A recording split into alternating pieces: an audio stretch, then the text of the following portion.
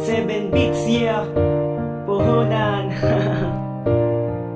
Ang ipinunan nila ay pagod upang mapasaya ka lang.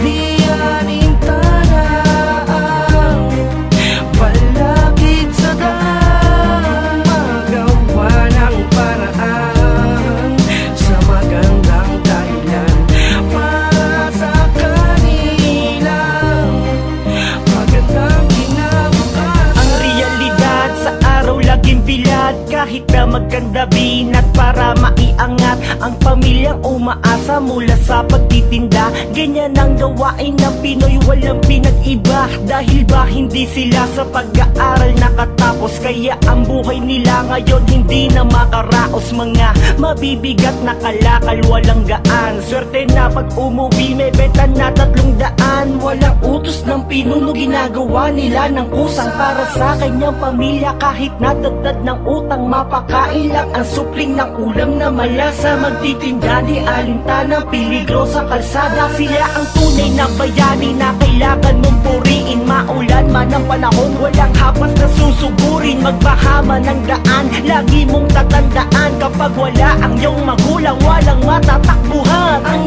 ipinunan nila ay pagod upang mapasaya ka lang.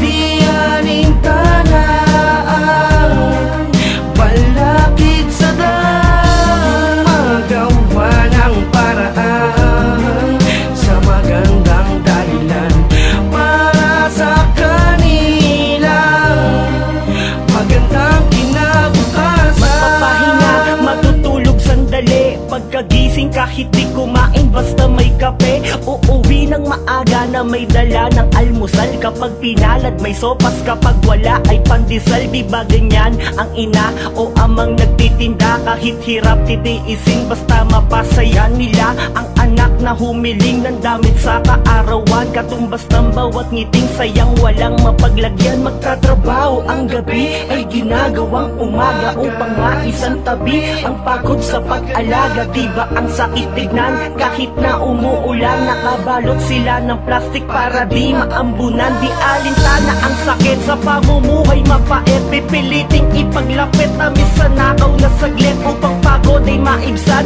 Lagi mong tatandaan, kapag wala ang iyong magulang, walang matatakbuhan. Ang ipinunan nila ay pagod upang mapasaya ka lang.